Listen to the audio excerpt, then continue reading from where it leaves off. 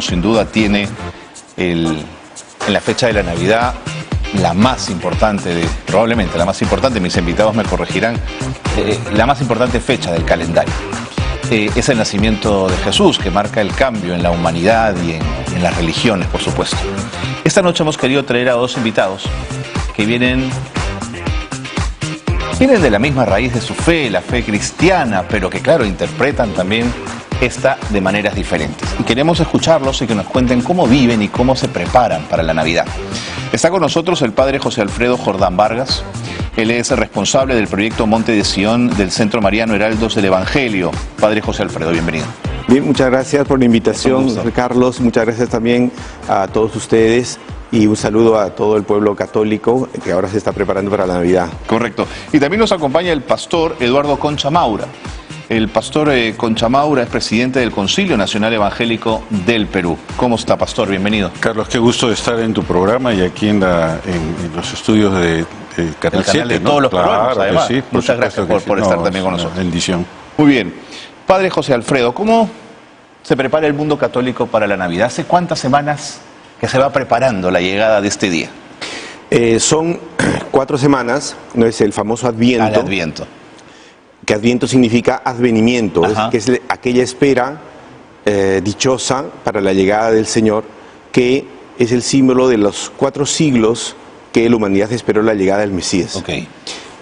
Cada domingo tiene un punto de la preparación, eso en la liturgia, y después existe ya en la última semana lo que se llaman las ferias privilegiadas de Adviento, en la cual se incentifica mucho más el hecho de la inminencia del nacimiento de nuestro Señor. Entiendo. ¿Qué es un poquito para completar? Por favor. Y corregir un poquito eso que usted dijo? Corríjame. Que si bien es cierto, la Santa Navidad es muy celebrada, y de hecho es la fiesta de la esperanza, de la esperanza cristiana, pero es el inicio de una historia, que es la historia de la salvación. Claro. Nuestro Señor Jesucristo se encarna, Dios que se hace hombre, para una misión. La misión es la salvación del género humano, la redención. Claro. Esa redención se obra con la pasión, la muerte y la resurrección de nuestro Jesucristo. De acuerdo. Resucita a Jesús. Entonces, la Pascua, que es el paso de la muerte a la vida, termina siendo lo más importante en la vida del cristiano. Clarísimo. Le agradezco la pertinencia. Pero obviamente eso tiene que comenzar en algún momento. Claro. Y comenzó con la Navidad. Estupendo. Gracias, padre. ¿Y en el mundo evangélico, cómo se prepara la Navidad? En el mundo evangélico la Navidad la preparamos siendo, diría yo, primero de acuerdo con todo lo que el padre ha dicho, por supuesto, pero nos preparamos en este tiempo de una manera muy intencional en celebrar lo que tú decías, el nacimiento de nuestro Señor Jesucristo. Es el cumpleaños de Jesús, ¿verdad? Y mira, te digo, hace unos días estaba buscando en el Google a ver si encontraba algo nuevo acerca de la Navidad y me encontré con algo que me dolió un poco en el corazón, porque lo primero que encontré fue esto, ¿no? Viene la Navidad, la fiesta más comercial del año, ¿no? Y dije, wow, ¿cómo es que las cosas han cambiado, ¿no? En estos últimos tiempos la Navidad ya no se percibe como el cumpleaños de nuestro Salvador, como el nacimiento de Jesús, aquel acontecimiento que marcó la historia de la humanidad en 2, antes de Jesús y después de Cristo, sino como una fiesta muy comercial, ¿no? Entonces sí creo que tenemos que ser intencionales en volver a recuperar el sentido, la razón de la Navidad, celebrar el nacimiento de nuestro Salvador. Correcto. Padre José Alfredo, ¿por qué el nacimiento de Jesús trastoca a la humanidad? ¿Por qué es un punto de inflexión tan grande? Porque es el momento en que Dios obra toda su promesa y tiene una relación con el plan salvador de Dios. Ese plan que Dios tuvo desde el inicio, que en algún momento podría haber sido afectado por el pecado, Adán y Eva, pero que Dios se sobrepone al pecado, incluso a ese pecado original, ¿no? Y la redención hace que no solamente nos rescate de ese error, ¿no? de y recuperemos esa amistad con Dios, sino que nos da la posibilidad de compartir con Dios toda su gloria. Él comparte con nosotros. Padre, toda su perdónalos gloria. porque no saben lo que hacen, ¿no es cierto? Claro. Entonces, de hecho, nuestro Señor Jesucristo trae muchos conceptos que para nosotros de repente hoy día son ya muy conocidos, por más de que, claro, la fe cristiana puede estar en crisis en algunos aspectos, como comentó Como mencionó ahora, el el pastor. tema de la Navidad que se ha comercializado, etcétera. Pero la civilización, sobre todo occidental, está impregnada de conceptos cristianos que antes no existían, que la gente ni sabe que son fruto de nuestro Jesucristo. El tema del perdón, el tema de la misericordia. Antes no, antes era el ojo por ojo, diente por diente. duda. Antes, entonces no había esos elementos de por ejemplo, la defensa de la vida, o sea, ¿no? La dignidad de la persona humana, ciertas cosas que son, digamos así, de común hablar de la gente, pero que nacen Correcto. con nuestro Jesucristo. ¿Por qué la figura de Jesús es una figura tan potente? ¿Qué trae consigo, más allá de lo que ha señalado el Padre, que es absolutamente valioso, sino en lo humano? ¿Qué trae Jesús que nos es tan transformador? Una palabra, salvación. La Biblia dice lo siguiente, que es como una ley espiritual: la paga del pecado es muerte. La palabra muerte significa separación de Dios. En Dios está la vida, Dios es la vida, separado de Dios no hay vida, y donde no hay vida hay muerte. Y esa es la ley. El pecado se paga con la separación de Dios. Y Jesús es importantísimo porque él es Dios y se hace hombre, se hace carne, nace de María la Virgen, en un cuerpo humano como el nuestro. Y él vive 33 años en ese cuerpo humano, sujeto a tentaciones como todos. La diferencia es que Jesús nunca pecó. Y entonces el nacimiento de Jesús, como el Padre bien dice, marca, digamos, el aterrizaje del plan de salvación de Dios. Se hace hombre en un cuerpo de carne, vive 33 años en un cuerpo de carne, en una sociedad con todos sus problemas. Y era importante ese dato, ¿no? Que Jesús en esos 33 años nunca pecó. Porque si él hubiera pecado, él hubiera tenido que pagar por sus pecados. Pero al Jesús nunca haber pecado, él es el único, vamos a llamarlo así, ser humano en la historia de la humanidad que al no haber pecado, sí estaba en condiciones de pagar por los pecados de otros. Yo no puedo pagar por los pecados de nadie, tengo que pagar por los míos. Pero Jesús nunca pecó. De acuerdo. Ahora, y si yo les pusiera sobre la mesa la posibilidad de imaginar a un Jesús en términos muy revolucionarios, que se pelea con los mercaderes del templo, que se rodea de prostitutas, que resucita a Lázaro, ¿no es cierto? Es decir, ¿no les apasiona esa imagen de ese Jesús tan Mira, revolucionario? O sea, digamos, que la palabra revolucionario... ¿No le gusta, padre? No, es que uno la puede entender de una manera y de Ok, otra. de acuerdo. Yo diría un Jesús íntegro. Ok. Ya, un Jesús íntegro, en un sentido padre, en otro sentido hermano, que quiere la salvación de todos. Ahí es el asunto, que quiere la salvación de todos. Entonces, porque el revolucionario hace partido, en cambio, el hijo, el padre, no, quiere la unidad de todos. Entonces, por eso que a veces decir que Jesús es revolucionario es sectorizarlo. Ok, se lo acepto, ¿no? de acuerdo. Ya. ¿Usted piensa lo mismo, pastor? ¿O tampoco le gusta la palabra revolucionario? Sí, la palabra revolucionario hoy día puede ser muy controversial, ¿no? A los Pero jóvenes les es muy atractiva, sí, por sí, ejemplo, sí, ¿no? claro que sí. Pero hay algo que Jesús dijo y hizo, y es esto, ¿no? Él dijo: yo no he venido por los sanos, yo he venido por los enfermos. Por eso es que él cena con prostitutas, con publicanos, porque él les transmite el mensaje de salvación, ¿verdad? El que piensa que está sano, pues no piensa que no necesita de salvación, no necesita de Jesús, pero quien sí lleva una vida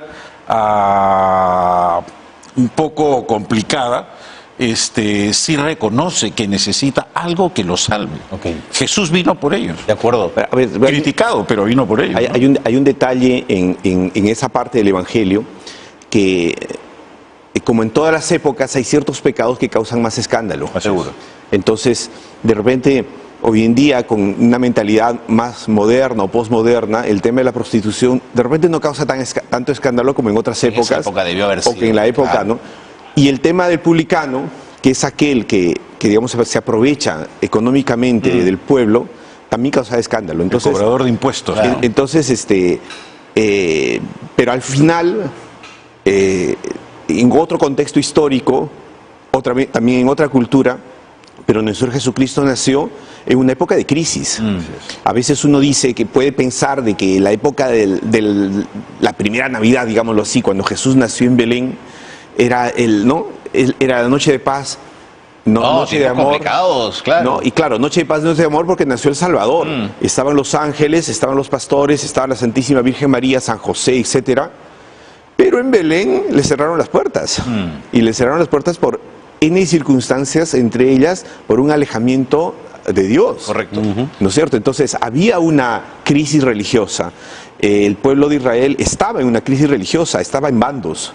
Entonces los publicanos, los fariseos, los saduceos, los herodianos, cada uno formando partido, cada uno dando una opinión, su opinión que es la más verdadera porque tiene un origen, otro, intereses personales, intereses económicos. Y queriendo su propia revolución contra Roma. Claro, entonces nuestro Señor Jesucristo da una lección a todos.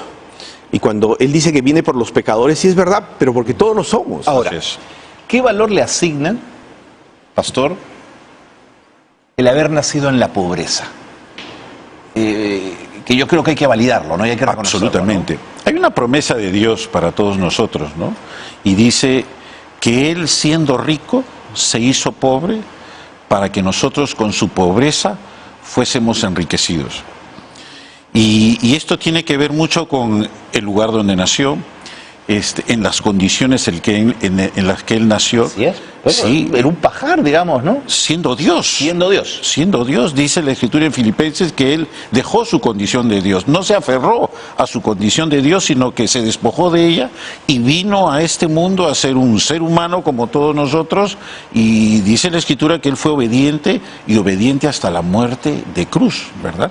Y entonces, en ese sentido, sí, Jesús es una persona que él dejó muchas cosas para que nosotros pudiéramos tener sus propios beneficios. De acuerdo. ¿no? ¿Y de la pobreza qué piensa usted, padre? Mire, primero habría que conceptualizar lo que es la pobreza. Porque un político puede entender una cosa, un economista puede entender otra cosa, etc.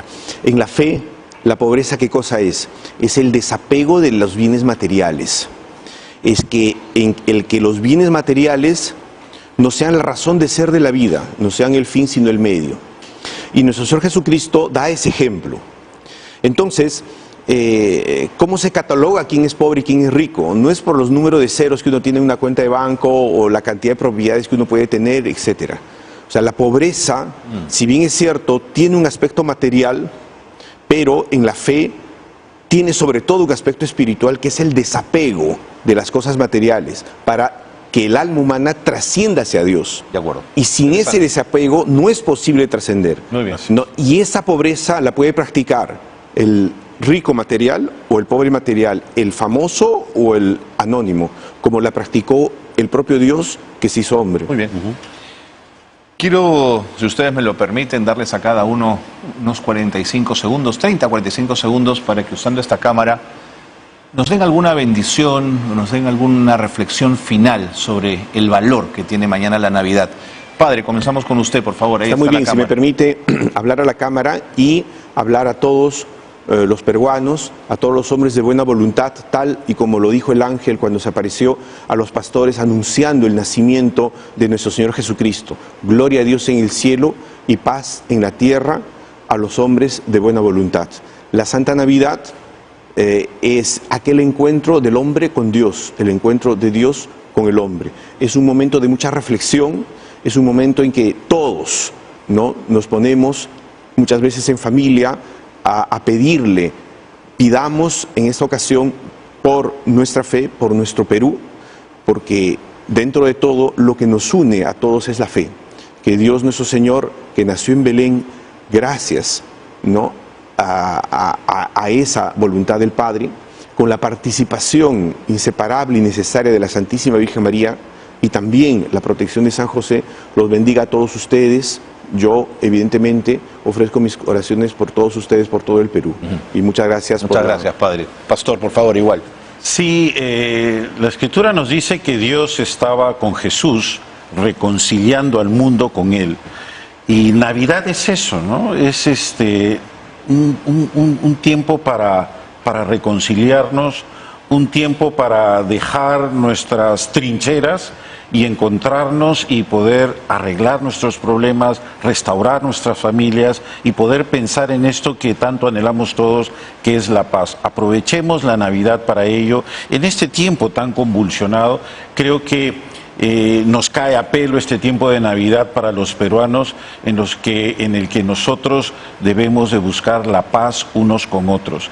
Si me permites una oración por el Perú, Padre. Hoy día nos unimos para pedirte por el Perú, por esta linda nación donde tú nos has permitido nacer, y pedirte, Señor, que este tiempo sea propicio para que todos, Señor, podamos en nuestro corazón hacer nacer la paz, Señor, que tanto necesitamos, la alegría de ser peruanos, Señor, y ver nuestro futuro, Dios, de una manera diferente, Padre. Gracias te damos en el nombre de Jesús. Amén. Gracias, Pastor Concha, Padre Jordán. Muchas gracias a ambos. Ha sido una conversación estupenda. Gracias por haber estado con nosotros. Gracias a ti. Gracias a usted por la invitación. Y feliz Navidad. Feliz Navidad, claro que sí. Nos vamos a la pausa y regresamos con más aquí en RIMAC. No se vayan.